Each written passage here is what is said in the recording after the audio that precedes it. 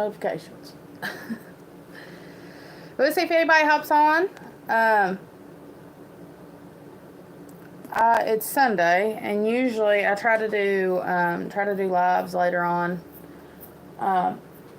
Sunday, because I know typically, at least here in America, people are in church, but I got a little space of time this morning, so wanted to see if anybody wanted to hop on and chat. Nobody hops on, that's fine, but it's just going to see how everybody was doing. And it's garden season, I think, for about everybody now, so we can get on here and chit chat in the garden. I do want to tell everybody that is a father or a daddy, happy Father's Day to you all. I hope you all get to spend it with your dad, but I know some people don't. So hey Chas, how are you? Tell Dylan I said happy Father's Day, your daddy's day. I was worried nobody was going to pop on. It might just be me and you for a little while.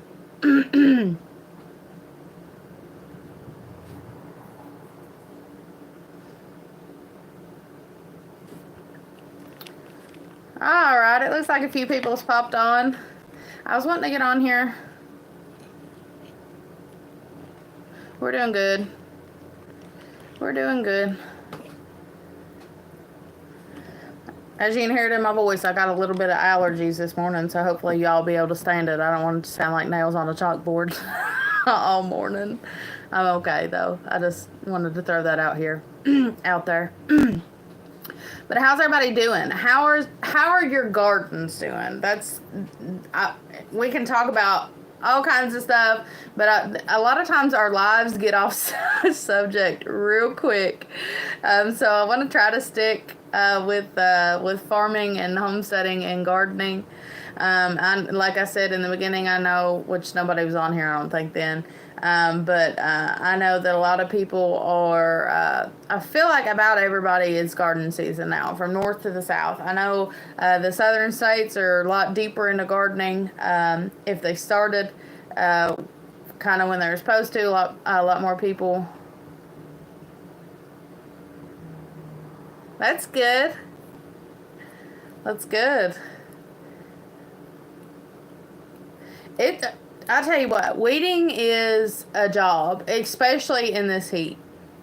Weeding is a job in this heat.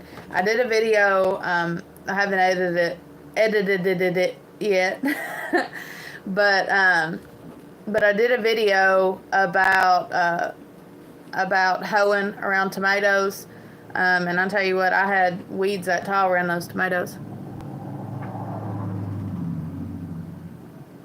That's good.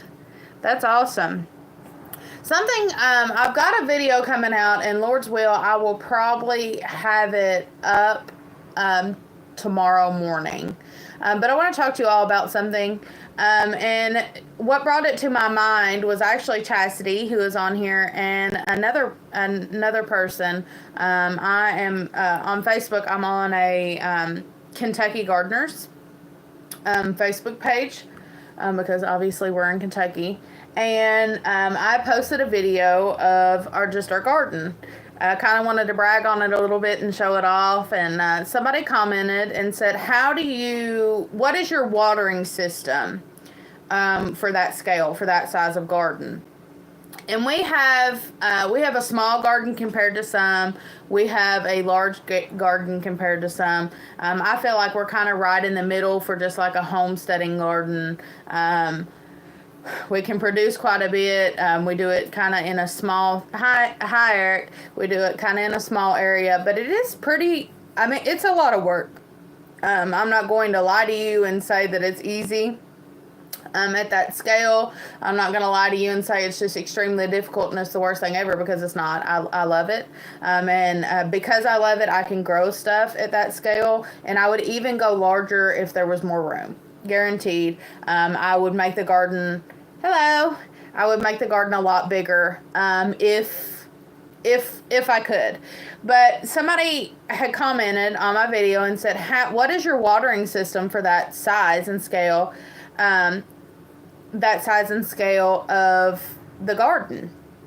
And I told him, I said, we don't water. And he he said, he gasped in text and you know, like in the message, he gasped and said, really? He said, we just moved from Idaho to Kentucky, and he said, I'm starting my garden a little bit late, but we had to, you know, water in Idaho. And I told him, I said, we don't water. And I talked to Chastity the other day. This is her first year gardening. And she asked me about watering. She was having a little bit of difficulty with watering. And so she called me and asked me. And I told her, I said, Chastity, I don't water. We water in the beginning. And I explained it in this video. And like I said, I'm going to try to get the video up Monday. But we water when we put the plants in the ground. Of course, we water our plants into the ground. We water our seeds into the ground just early on. And then we might water if the plants start looking a little droopy. But after that, I feel like about 3 days after the plants are in the ground, they don't need it anymore. And if they don't need it, why do I water? You know, why would I go through the time and the effort to water if they don't need it? And this is what I found. So, I've done it on a small scale of not watering the garden. And it started with our home garden. So we started I'm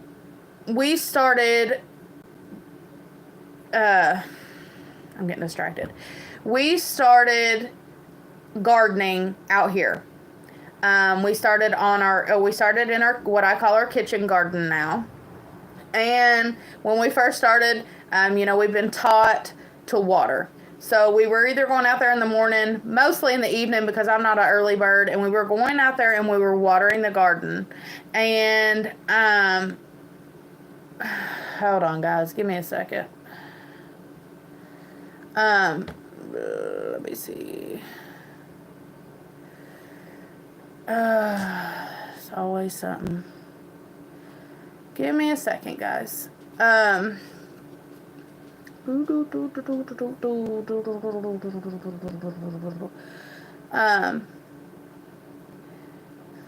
told you all the other day, I don't hardly ever get scam or spam, and here I am. So, oh gosh, let me see. Okay, hopefully I took care of that. So we started that out here in this garden for a few years. Hello.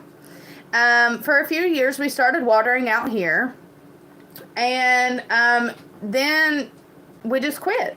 And the garden did fine. And so I started it out here. Well, our first couple years out at the farm, doing the farm garden, the homesteading garden, the canning garden is usually what I call it, or the farm garden. We watered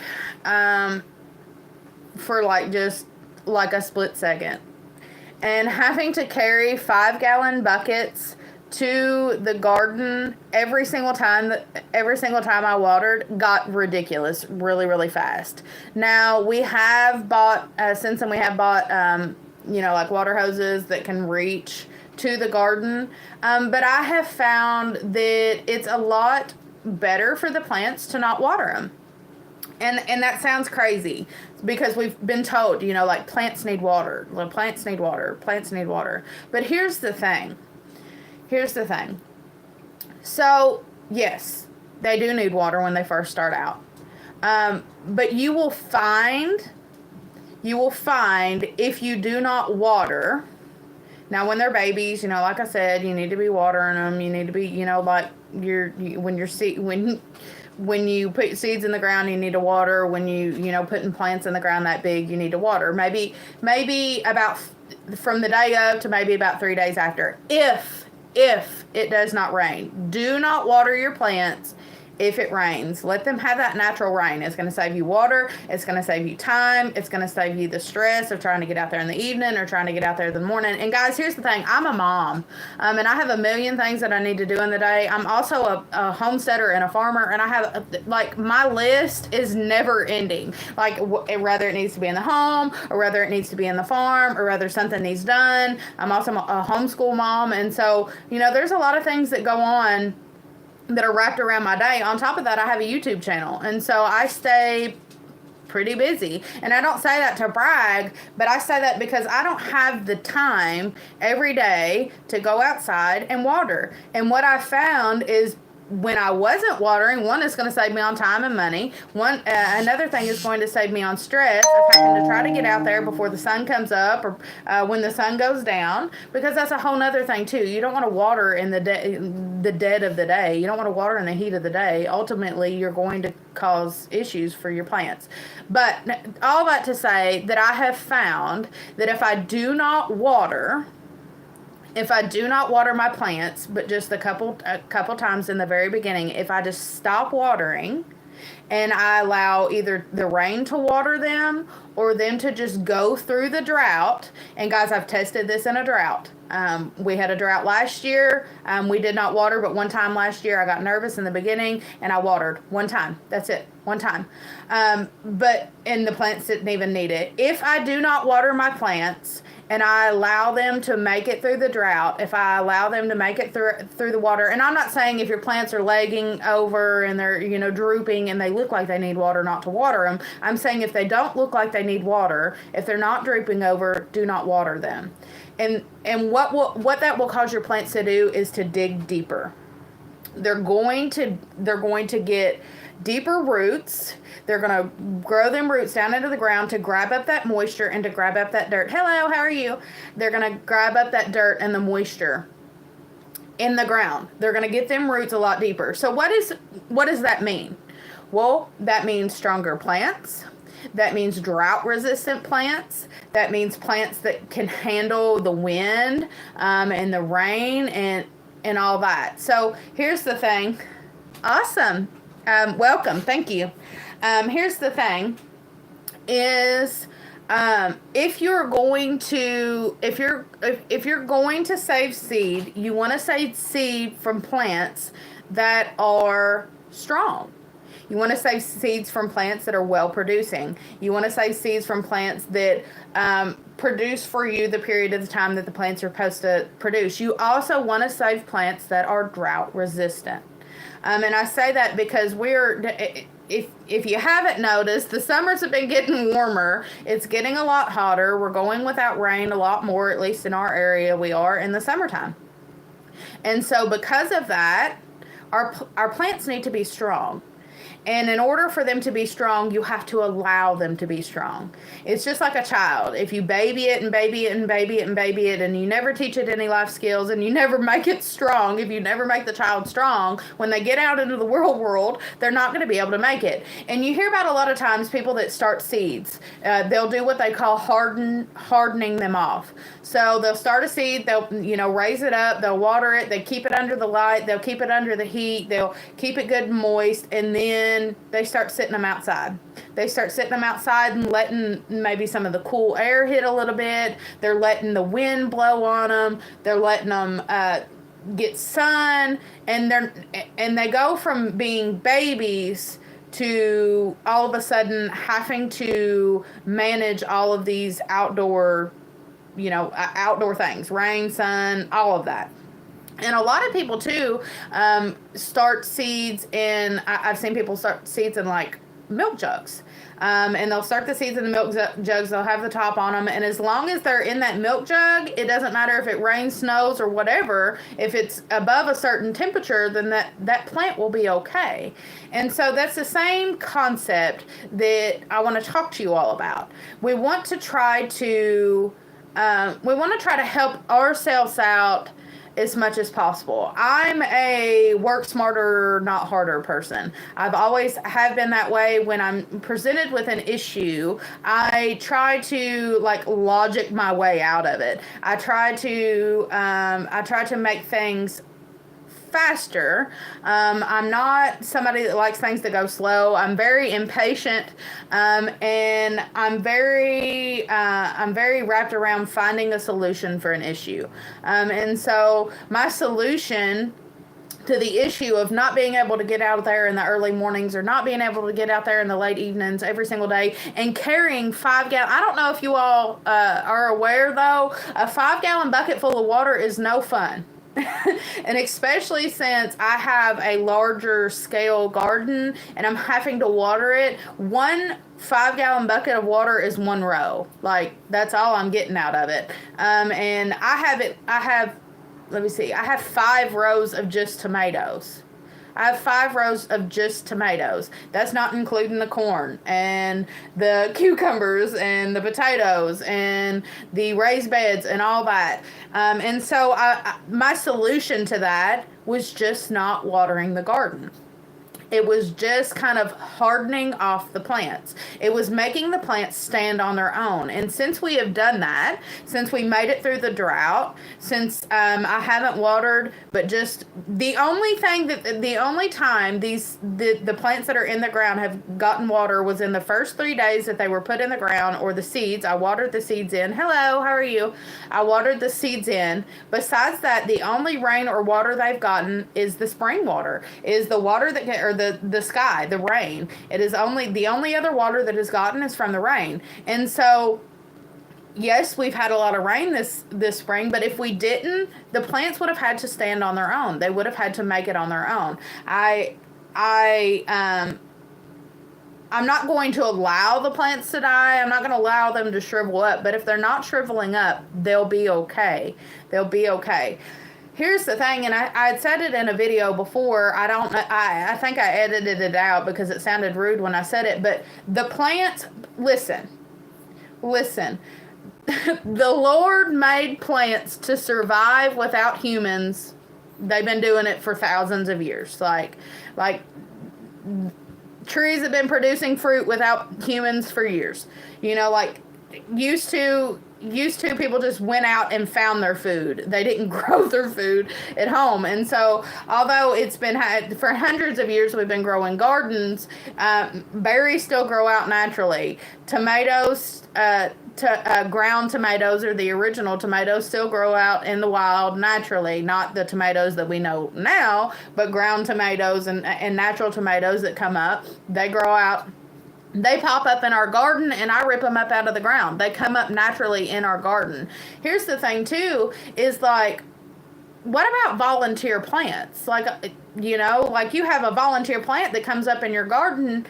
That plant has come up all by itself. You haven't had to do anything to allow that plant to grow up. So, you know, I think that a lot of people, I've talked about it before, and I feel like people don't understand when I say it. I guess they do, but I don't know. I haven't got much feedback on it.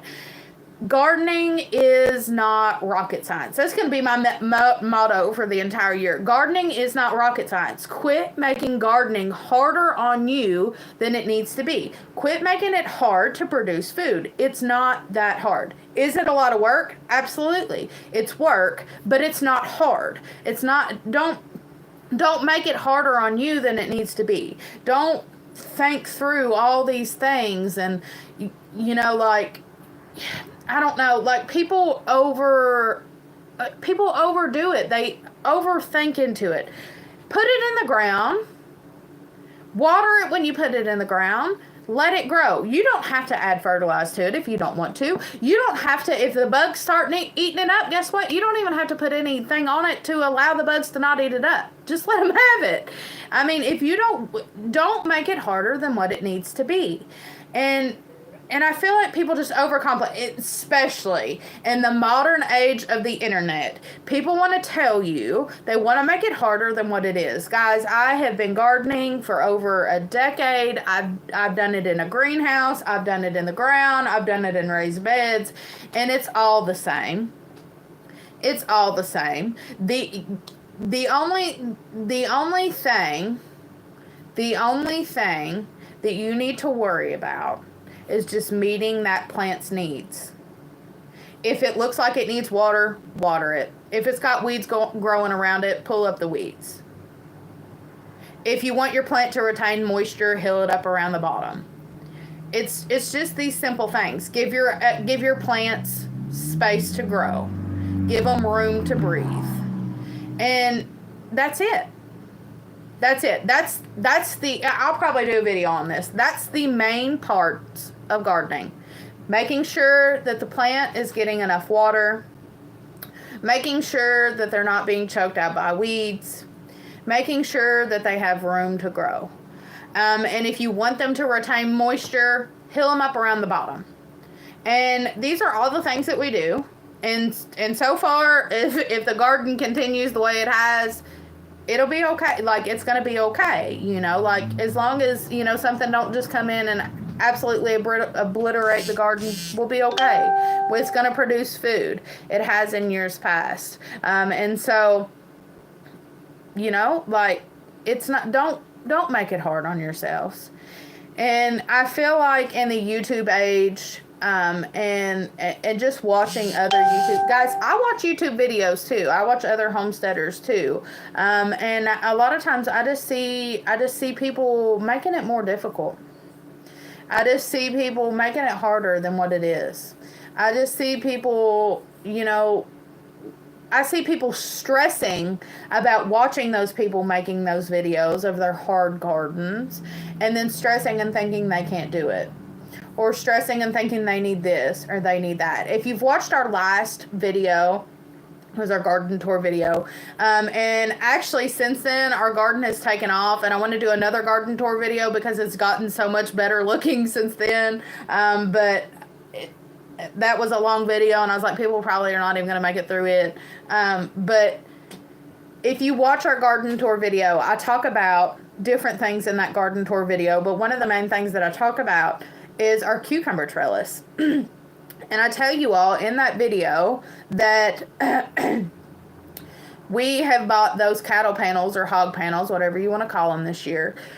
We bought them on sale at a decent price. They were $15 a piece, when typically they're about $45 to $50 a piece. And we bought an amount that we could afford at the time. And I say that because people want to go out, they want to see somebody else have the cattle panels that are $40, $45, or $50 a piece, at least in our area. That's what they run. And they want to say, I need those. I need those to grow cucumbers. And you don't. The previous year before that, the couple years before that, we used an old rusty, like, fencing thing. It was bending. It was breaking. It looked horrible. It wasn't tight. We were having to tighten it every year because it was just stretching. It was rusty. It was ugly. It didn't look pretty, and it had like sticks holding it up. Well, this year we have a cattle panel, but we got sticks and metal poles holding it up. It's nothing fancy at all. And so when I showed that garden tour, I wanted to make sure that I brought that up and to let people know that your garden does not have to look like my garden. If it looks better than my garden, that's fantastic. If it looks worse than my garden, that's okay too. Just work harder and progress, and to get to the point that you, only you, are satisfied with the way that your garden looks and the way that it functions. Because guess what? You're the one that's going to be eating the food. It's not anybody else that's going to be eating the food. And your garden doesn't have to look like my garden, and it probably never will. And it doesn't have to look like whoever else's garden that's on the internet. Like, I used to watch a bunch of homesteaders. I really don't have time to watch many videos anymore, but I try to stick with the people that support my channel, and you know, if they have a YouTube channel, I try to support them and I try to watch their videos as much as possible. If I can't watch their videos all the way through, I do try to watch their shorts. I try to give them support. I try to comment on their videos, and I hope anybody that's watching that has a YouTube channel can see that I am trying to support you as much as I can. I just don't have a lot of time. But you watch the higher up YouTube channels and you see their gardens and their wood raised beds and their picket fences that are painted and their trellises that hang over. And yeah, it looks beautiful, guys, but how realistic is that? And how many of you that are watching right now have the money to have that? I don't have the money to have that. I would love to have a fence around my garden. My chickens keep getting in it. But I don't have the money or the time or the resources right now to put that around that. Now, if I asked my husband, hey, could we do it? He probably would. He would probably go out of his way to do it, but I'm not going to ask him to do it. And I don't want to spend the money on it. I don't want to, truth be told, I don't want to spend the money on it because things can be put in other places. And so, I think especially in the new age, I think people look at other people's places and they think, wow, I wish I could do that. But the truth is you can grow food. You can grow food cheaply. You can grow food at very low cost. It just takes work. It just takes work. And, when I say that gardening isn't rocket science, and y'all don't need to make it as hard as, don't make it hard on yourself. I don't mean that it's not going to be work. It's going to be work. You're just going to have to, you're going to have to figure out what's important to you. Some things you're going to have to let go. I don't know anybody that just has the time to have just an absolutely perfect garden. And if they do, they've got a lot of help. But me, myself, I'm not physically able to get out there and do absolutely everything that needs done. I'm not able to get out there. I don't have the time to get out there every single day and weed, although it needs weeded. I'll tell you a little secret. I haven't been able to get out to the garden. And the weeds were getting so high around the tomatoes that I took a weed eater around the tomatoes the other day, which is like, in the past, I would be like, no, sir. Like, me, myself, need to get out there and weed it by hand. But I didn't have the time. And I was weed eating around our fence rows, and I thought, well, I'll just weed eat around these because they need it. And, for those of you that's been following along, I spent a week away from the farm. It was 6 days away from the farm, and my tomato plants went 6 days without having any tending to, and because of that, the weeds were this high. They were touching the bottom of the plants. The tomatoes needed tied up more, and the day that I got to the farm, it was like a race to get everything done that needed done. It was hot, it was humid outside, but we did it. My husband helped me. The tomatoes needed major pruning. If you haven't seen the short, I had piles, I filled an entire wheelbarrow full of the cuttings off of tomato plants because they needed pruned that bad. They were so bad. They were so full of just extra oomph, extra stuff, extra leaves. And I pruned them heavily because they needed pruned heavily. But it's hard work to have a garden. It's hard work to grow your food. And I don't want to tell you it's not hard work. It's just not, it doesn't take a whole lot of this. And don't make it hard. Just don't make it hard. Yeah, I know, LOL, I told Dylan instead of buying a hoe to weed eat the garden, let's use a fork because we went to buy one and it was only like $25, but to me, that's, yeah. I was kind of joking, though, because I did make the job easier. Yeah, it makes the job easier. And there's certain things, that make the job easier. And I know that we have a tiller. But in years past, we did it by hand. We took a hoe, we broke the ground, we did it by hand. Our kitchen garden out here, I haven't even started, guys. I put a cucumber out and a cantaloupe out. That's all that's been out. And I've got tomato plants in pods that are like this tall right now. Having to water them every day, probably about twice a day because they're drying up in them pods. I haven't got my kitchen garden out. And the tiller here at the house is out of gas. And so I'm going to have to go out there with a hoe. And, yeah, we could get gas, but we haven't. We've been busy. And so I'm just going to go out there with a hoe, break up the ground, and do it manpower. That's how we've done it in years past. I'll be okay. Be a little sore, probably, but I'll be okay. And so you can do it with very little. Actually, you can do it with so very little. The other day, I had, well, I had a shovel, a spade, and a hoe. And I had where I planted my cucumbers and my cantaloupe. I found a spot behind our house that had been tilled up in years past, but hadn't been tilled up for a long time. It was growed up. It was a patch of grass. It was hard. But I took that shovel. I broke up the ground into spots, broke it up into a rectangle. That's what I planted in, was a rectangle. I took the hoe. I broke up the soil, made it soft, broke it and, crumbled it up into small pieces. I took didn't even really need the spade, but I had a spade. I took the spade, dug a little hole in the ground, put my cucumber in it, and put a little trellis. Well, I planted 2 cucumbers up a trellis, and put a little trellis, a garden trellis, a little cheap trellis. I don't even know. I think we dumpster dived for it. Found it in the trash somewhere, and we've had it for years, and we've used it for multiple different things. And I grew those, and I put those cucumbers up it. Watered them the next day to make sure that they were good and watered in, and I haven't touched them since. And it hasn't rained since. And so, some things we just gotta, some things we just gotta let go. Some things, we can make harder than what it needs to be. There is tools out there to make things easier. Like I was telling you, we've got that tiller out at the farm, and we have had the tiller in the garden a couple times. It's a large scale garden. We actually had a tractor in the fall come out there and till deep into the ground. Since then we bought our own tractor, but we still don't have a tiller thing. What do you call those? A thing in the back to till the ground. I know what it is, but I can't think of what it is. But we did that, to flip over the soil.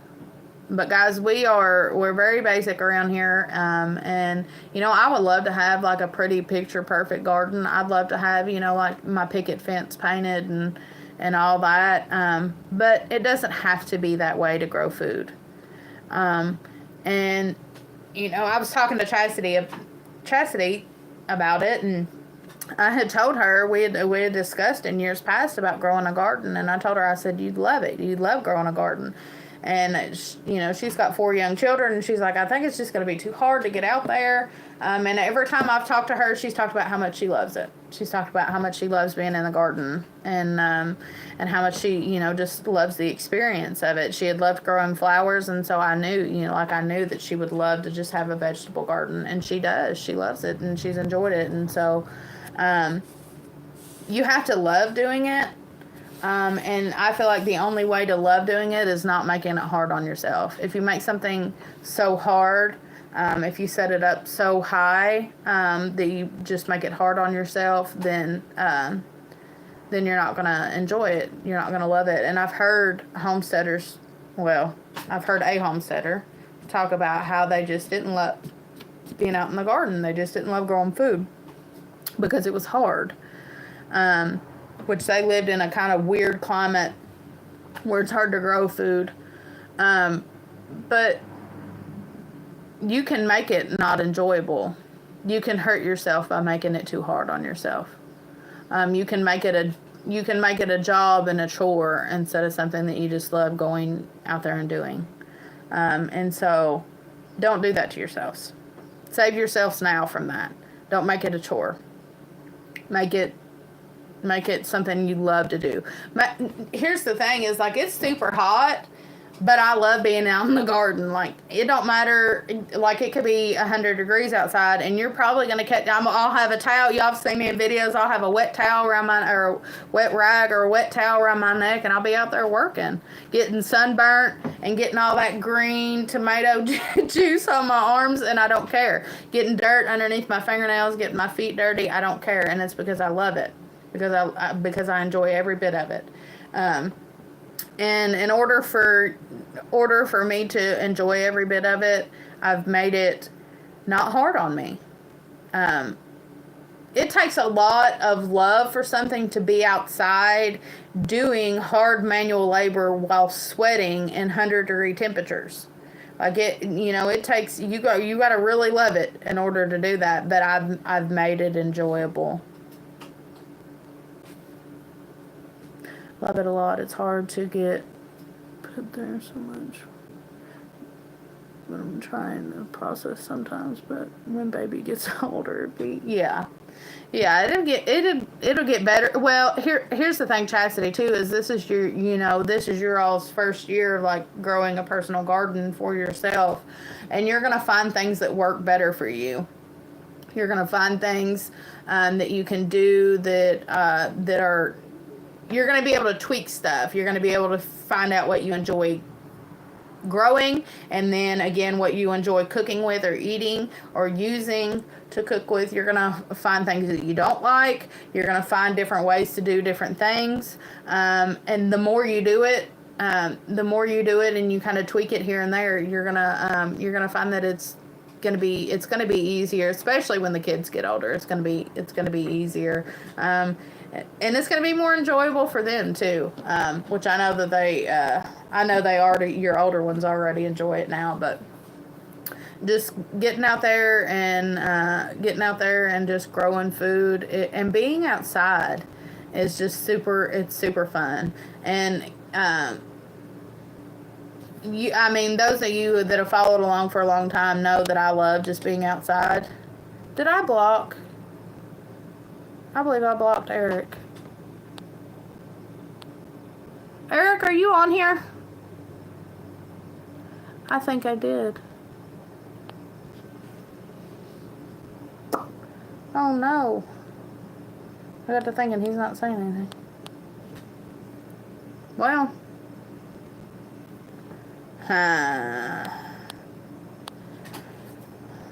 Well, I got distracted there, but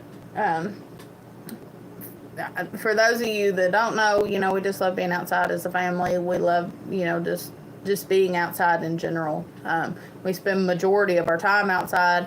I would do more of my lives outside if the connection wasn't so bad, but I enjoy being outside, and so we love to be outside. We spend majority of our time outside, no matter what the temperature is. We spend it outside as a family working, and so the garden just gives us another reason to be out, and it's fun just to experience that together. I've talked about it in previous videos, but we started raising a garden as a family when our daughter was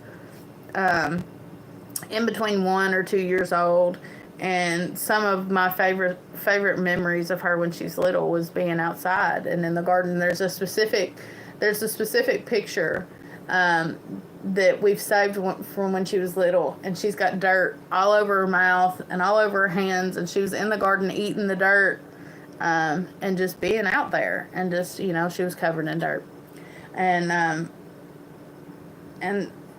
I want her to be like I've always wanted that for her, and I want her to know how to grow food.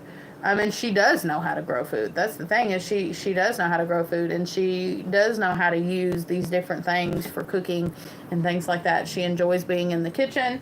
She enjoys food, and she enjoys growing her own food, and working in the garden and helping in the garden.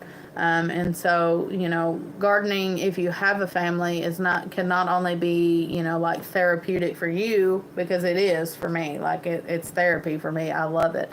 I enjoy it. But it can also be something that brings your family together, something that you all can do together, to be outside together. And I encourage anybody that's watching this video, if you don't get outside, get outside. If you can possibly spend the majority of your time outside, spend the majority of your time outside. Yeah, your house is probably going to be a mess. You're probably going to have dishes pile up. Your kids are going to be dirty from head to toe. You're going to have a lot of dirty laundry, but it's going to be fun. You're going to be doing those things outside. Things that we love doing outside is just sitting with the animals. We love doing the farm work. We go on hunts. We forage for food together. We hunt different types of animals, and we don't always hunt to I don't know what would be a legal word on this, but to process and eat, I guess is the best way to say that. We don't always, we just go hunt to look, to find. We go on drives to go look for deer or, just different animals. We just spend time outside. We drive up into the mountains, which we live in a mountain area. We drive up into the mountains. We get out of the vehicle. We travel the mountains. We walk into the woods. We go herping. We just spend time outside. We look for different plants. We look for edible plants. We look for snakes. We look for turtles. We look for just whatever. Whatever can get us outside is what we do. We just spend as much time outside as we can. And because of that, I feel like we're closer to fishing. Yeah, I forgot about fishing. We haven't went fishing in so long. We used to fish all the time. Actually, we used to fish every single day. Probably, I want to say about 4 years ago, we used to go fishing every single day. My husband would get off work. He would pick us up at the house. We would go down to our local lake and we would fish until dark. So it brings us closer together as a family. I feel like we're close because we spend time together, but we spend time four-wheeling, yeah. Yeah. We're on the that's another thing too. Our four-wheelers broke down, so I forgot about it too. But we like being outside, and because of that, our child likes being outside. And she, which those of you that know us, it's funny because my dad posted a picture. Well, it was a picture of pictures the other day of his grandkids. And his wife, my stepmom, has an office job. And she had put like a collage up of, the grandkids. And you can see all the grandkids. And there's 6 of them, I think. And then you can see my daughter, in the corner. And all the other grandkids are like all cozied up on the couch and just, and then there's my daughter holding a chicken outside. And the rest of them are like watching a movie on the couch or, just hanging out inside. And, it's rare to even to find a picture of my daughter in the house. It's rare to even see my daughter without some type of animal in her hand. Like, my father-in-law calls her the chicken whisperer. She always has some type of animal in her hand, whether it be a chicken, a dog, a cat, a rabbit, a goat. She's always got an animal in her hand, and she's always outside. Or, y'all know what I mean. Like, she would rather be outside than inside anytime.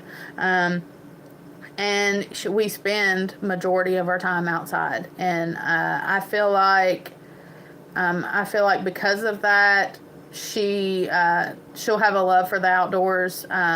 That as she gets older, she's gonna still enjoy that.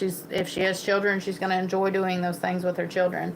And we encourage that. Like, we encourage that through and through for her to be outside. Like, you want to go hunting? Yeah, absolutely. Do you want to go fishing? Yeah, absolutely. Do you want to go, foraging? Cool beans. Yeah, we'll definitely do that. You want to go snake hunting? Yeah, cool. We'll do that. And so we encourage those things in her. We encourage her to be outside. We want her to be outside. Does the animals get wallered to pieces? Yeah. Are the chickens pretty much gentle? Yeah. She can tame something wild pretty quick by wallering it.